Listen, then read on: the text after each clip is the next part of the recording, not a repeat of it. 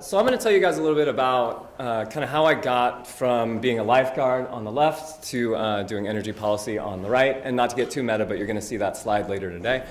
And kind of the wilderness that I took kind of in between to get there. My path is a little bit different, but before I start, this is a habit I started back when I was a professor, which is that I always start with a word of wisdom. So today's word of wisdom is that you should take time off, because people that work 6 days a week are more productive than people that work 7. More is not always better, so take that, put it in your hat, save it for later, whatever you want to do with it. So about my history. I studied mechanical engineering. I was not a very good engineer. On the top left, that is a quote-unquote self-playing guitar. In reality, it was a broken, non-functioning guitar. And so I followed that up by the next summer, driving houseboats and teaching kids how to water ski and wakeboard, which I was much better at. And you know, obviously, the next thing that I should do is to go to grad school and do it for 5 more years, which I did. And I pulled these images straight off of my PhD dissertation. All you really need to know is that it was not particularly useful, not particularly relevant. But it did get me to a point where I could kind of figure out what I want to do next. And through a series of circumstances, I ended up finding myself as a professor, where I got to do a lot of really fun things. And so I got to encourage my students to dress ridiculous and grow horrible mustaches. I took some students to Tanzania and to Ghana to do some water quality testing. I implemented a design project where I had students doing dumpster diving to try and build solar collectors and solar water heaters and solar ovens and things like that. And that was great. But the problem is that what I really wanted to work on was energy. So I did my PhD work in sort of not particularly useful nanotechnology applications. But I wanted to work in energy, and I was working as a faculty member, and it just wasn't the right fit for me because I didn't have the right skills, I didn't have the right background to be able to do energy. I taught students about energy, but I wasn't doing it. And so for the rest of the talk, what I really want to talk about is why I want to do energy and what I like about energy. And so this graph right here shows, all you really need to understand is that it shows different energy sources that we have in the US, and the thicker the stripe, the more of it we use. And the important thing to take home here is that the thin stripes are all the clean stuff, and the thick stripes are all the fossil fuels.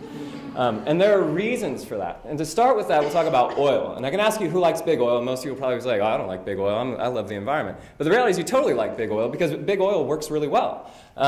You know, if you don't want to live in the Apple factory, and if you want to have fresh produce in DC, and if you want to be able to fly somewhere, then you like big oil, because it works really well for that sort of thing. And the reason that oil works really well is that portability is really important when you talk about transportation, both transportation of yourself as well as transportation of goods. And if you've ever gone car camping versus backpacking, you know that the size and weight of the things that you carry is really important when you actually have to carry it around with you. And the thing about oil, what makes it work so well, is that it packs a lot of energy in a small volume and in a small weight. And that's kind of what this graph shows. All you really need to understand here is that you want to be in the top right. Top right means lots of energy per volume and lots of energy per weight. And you can see diesel and gasoline in the blue circle. Batteries are that pink circle way down on the bottom left, which is where you don't want to be. Orders of magnitude less effective than diesel and gasoline. Hydrogen's on the bottom right. Hydrogen's actually a little bit of a misnomer because that's actually not an energy source, it's an energy storage.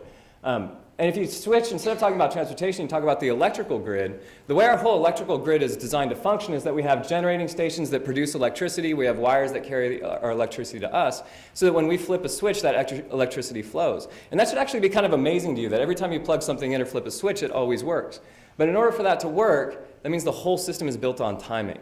We want to be able to have energy at the exact moment that we want it. It's like food. We don't want to eat when we're not hungry, and we don't want to have tons of food when we're not hungry, and we want to be able to eat when we are hungry. And that's how we want our energy to be. We want it to come when we need it and not come when we don't need it. And the problem is that what that means is that not all units of energy are the same. 1 megawatt hour doesn't mean 1 megawatt hour because it kind of depends on when that megawatt hour comes, right? If I want energy now, but I had energy an hour ago, that doesn't really do me any good. And so that's why energy actually has a very different cost depending on the time of day and depending on the time of year. And the problem with sun and wind, if you're trying to move into renewable energy, is that they don't turn on and off when we want them. They don't listen. And in order to make that work, what you really need to do is you need to be able to store it somehow so that you can dispatch it when you need it and have it when you want it. And to this day, our best way of storing energy is to pump water uphill when we have extra energy and let it run back downhill when we don't want it. But the problem is that you usually don't have water when you have sun, and you usually don't have hills when you have wind. And that makes kind of a challenge. And that doesn't even answer the question of whether or not any of this is even a good idea. Something like a storage system only works if you're actually storing good energy. But if you're storing energy from a coal plant instead of running a natural gas plant, that might not be a good idea.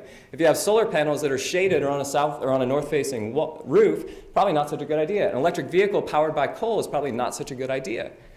And that doesn't even ask the question of, is it worthwhile in terms of cost? Does it pay off? And if it pays off, that isn't necessarily a simple question, because the real important question is, does it pay off fast enough?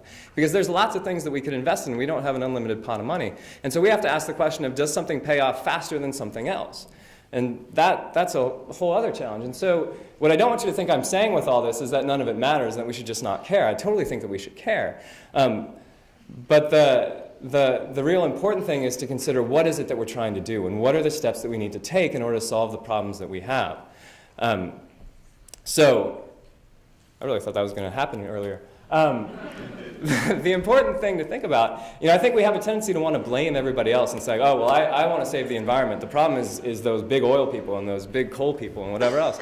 But the reality is that we are all the problem, because we really like oil and coal because they work really well and we don't have better alternatives. And so the important thing, if you really care about sustainability, if you really care about the environment, the important thing is to actually try and develop those alternatives. Because if phase 1 is that we want to save the planet, and phase 3 is that we've actually saved the planet, the question is what goes in phase 2. And I think a lot of people think that phase 2 is all about trying to change people's hearts and trying to change people's minds. But I don't think it is. I think phase 2 is about trying to develop the technologies that we need to develop in order to be able to actually have sustainable energy. And that's why I love what I do, because I work at the Department of Energy, and all of what we do is funding for new research, new technologies to try and develop those things that are going to allow us to move into more sustainable energy. So that is how I got to where I am, and that is why I love what I do.